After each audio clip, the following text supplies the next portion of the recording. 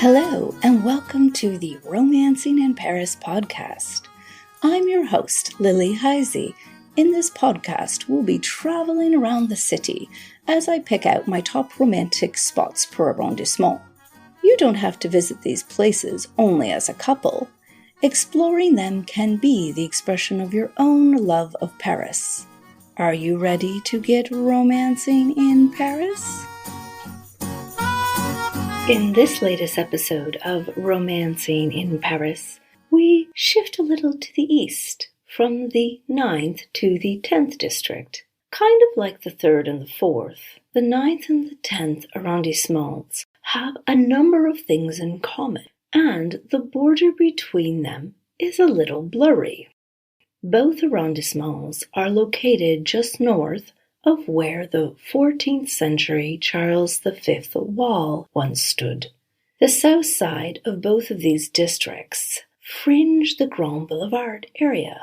Both used to be rather working or middle class, and both are now gentrifying to become the stomping ground of the Parisian hip. I have to admit, the 10th district isn't among the most romantic in the city. However, it does have a few places of romantic allure. The Canal Saint-Martin might be the most obvious one, but instead, I've decided to focus on another place for this episode. A square which I'm quite fond of. One which has various romantic features, and, much to my pleasant surprise, I discovered also has some additional romantic connections. Grab your chérie. We're going to the Place Franz Liszt.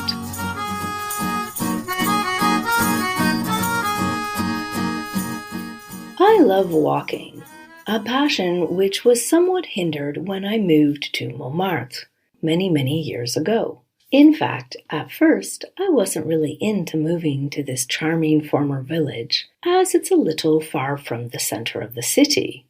But I was in between apartments and was offered a good opportunity on one in this area. I soon learned that Montmartre wasn't necessarily that far-flung, and I could actually still get to various places in the city on foot, something which I endeavored to do as much as possible. It was upon going from Montmartre to an address near Rue du Faubourg Saint-Denis that my Maps app took me through the Place Franz Liszt. Although it isn't listed in guidebooks, nor much talked about in Paris, it's actually quite an alluring square, one which has a few different layers of history. The square was begun in the 1820s, designed to be the center of a new neighborhood called Nouvelle France, or New France. This was just next to the Nouvelle Athènes, or the New Athens neighborhood, which we learnt about in the previous episode. Lots of nouvelles, or new places, huh? Well, the square was actually built atop something very old. What had previously been a medieval enclave, similar to the ones we've discussed in my other podcast, Paris Café. The walled complex here was built in the 1100s and was called the Enclos Saint-Lazare. It's not a coincidence that Paris's first train station, La Gare Saint-Lazare, isn't found all that far away. It wasn't a noble enclave like we've already discussed, but a religious one with a very specific purpose. It was a hospital to care for people afflicted with leprosy, a very charitable cause. Within the enclave was a farm, a windmill, and vineyards. In the 1600s, as leprosy was on the decline, the enclave was used as the base for Vincent de Paul, a priest later honored by sainthood, known for his charitable activities. The church that currently presides over this square, constructed in conjunction with the building of the square in the 1820s, is named after him. I should also remind you that the current arrondissements of Paris were set out a few decades after this part of Paris was developed, and so, even at that time, there weren't the same border divisions as there are today. All of this isn't very romantic, but don't worry, I'm getting around to the square's romance. When it was completed in 1825, the square was named in honor of Charles X, then the King of France. Overthrown during the 1830 Revolution, called Les Trois Glorieuses, the square's name was also scrapped, and the king was replaced by Lafayette, the French marquis who assisted the Americans in their War of Independence, and for whom the long street which dissects the square is also named. After several other titles, the square was eventually named Place Franz Liszt in 1962. But why? One of the most renowned composers and pianists of the 19th century, if not of all time, Franz Liszt was a key figure in the Romantic movement, which we have also touched on in previous episodes. Now, don't think that we'll only be visiting places of the Romantics in this podcast. However, they do add a nice touch and seem to help bring out the best romance in a place. Back to our Romantic composer. He wasn't only romantic due to his links to that artistic movement. I discovered that his passions were carried over into his personal life. Born in Hungary in 1811, Liszt's father, a pianist himself, began giving his son piano lessons at age 7, and his virtuoso talent was quickly noted. He had his public debut in Vienna at only 11. He continued to perform and compose in the Austrian capital. His work met with great enthusiasm with the aristocracy. His father took him to Paris in 1823 with the goal of trying to get the prodigy admitted into the Paris Conservatory. Although he was turned down, oddly enough, the gifted musician was soon the petit chouchou, the little darling of Parisian high society, and was playing at private salons across the city. Back in Vienna, when his father died in 1827, Liszt, then 16, along with his mother, returned to Paris, where they lived in a small apartment just behind the Église Notre-Dame de Lorette, which we talked about in the last episode.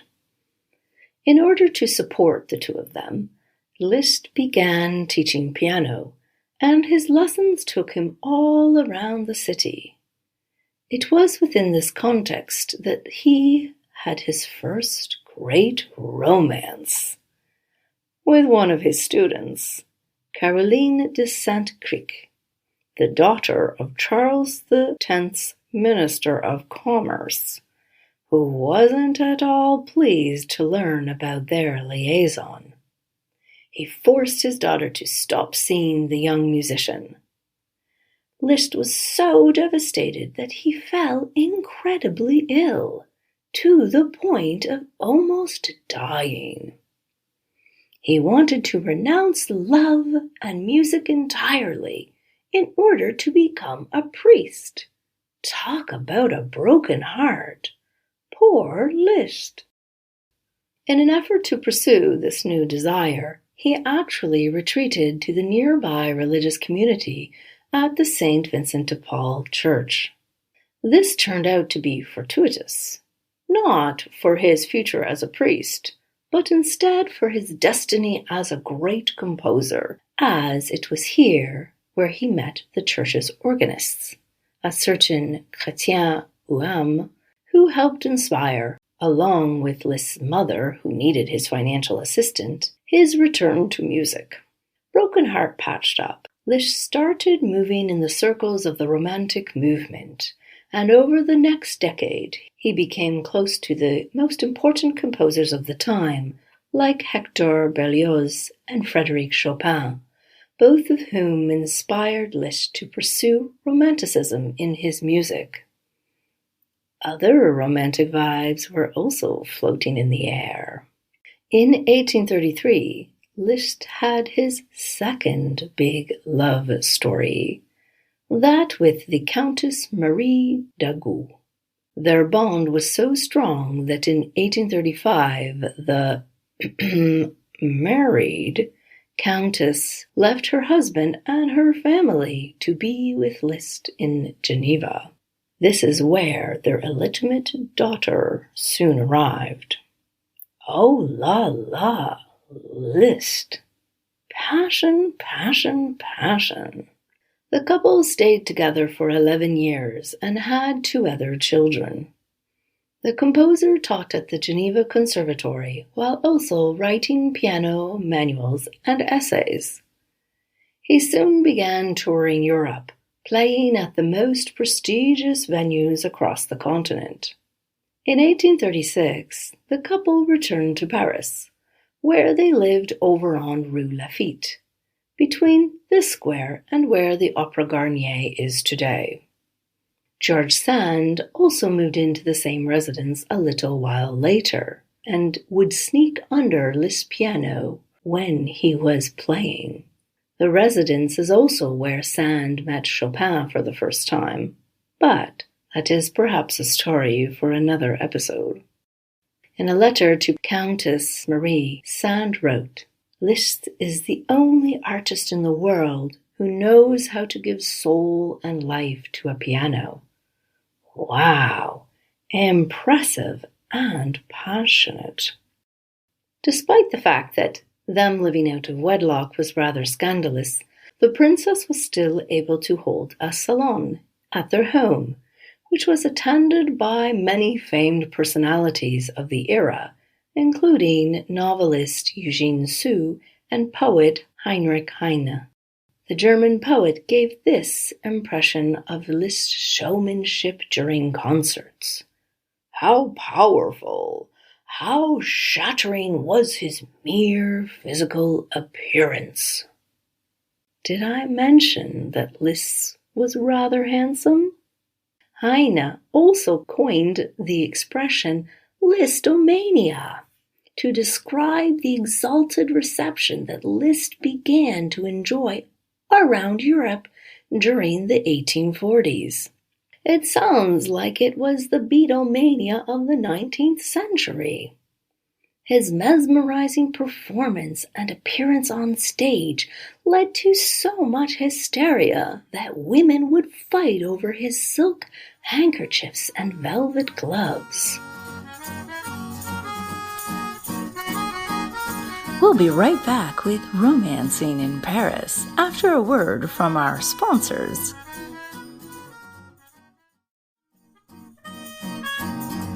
And now, back to Romancing in Paris.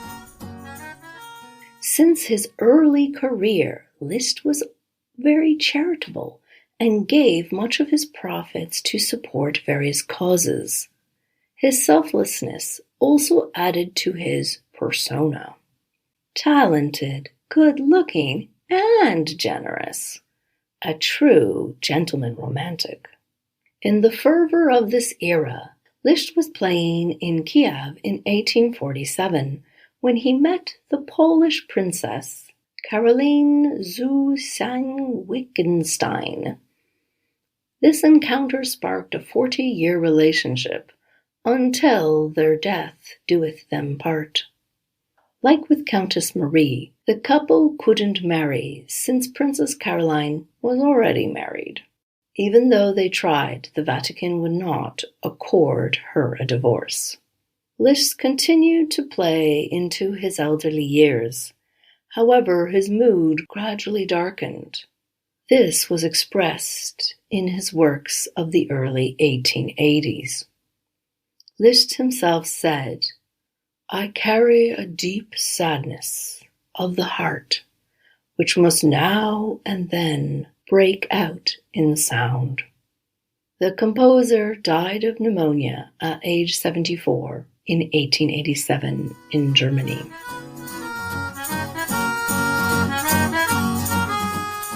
Perhaps Liszt's time in the area and at the St. Vincent de Paul congregation has imbued the pretty square with romance. When visiting this place, I recommend you walk up the steps in front of the large imposing neoclassical church, classified as a national monument. From this perspective, you can admire the rounded square, with most of its buildings also neoclassical and dating from the time when the square was laid out in the 1820s. You can observe that these differ from the large austere Haussmann buildings found further to the west. Surrounding the steps is a pretty park, which is particularly sublime in spring when its cherry trees explode in delicate blossoms. There are also some lovers' nooks, in case you'd like to take a break to savor the atmosphere. You could also put on some of the composer's passionate music via your phone to add some additional romantic allure. There are a few other romantic elements to the square, to the west of the church's main steps, so when facing it to the left is another smaller set of steps where there is a little lane in front of it, the ideal place to steal a kiss. While there are several cafés around the square, my favorite is La Maison Bleue, a nice café restaurant on the corner with Rue d'Abbeville, from where you can enjoy a lovely view of the church and square. So after you visit the square, walk up to the church's plaza, enjoy the little park, or have a little lover's moment in the discreet lane. You can carry on your romancing at the café's terrace over apéro or a bite to eat. The perfect end to your romantic outing to the Place Franz Liszt. Thank you for listening to this latest edition of Romancing in Paris. If you enjoyed it, please subscribe. That way you won't miss the next one. Ratings or reviews get a big je t'aime from me. If you would like to discover more romantic places in the 10th district, see my website jetaimemeneither.com for my guides to the top romantic spots per arrondissement of Paris. This podcast was produced by Paris Underground Radio. Check out their website if you're interested in listening to more great podcasts on Paris, including my other podcast, Paris Café, which explores even more lesser-known and hidden places in the city. In the meantime, happy romancing in Paris.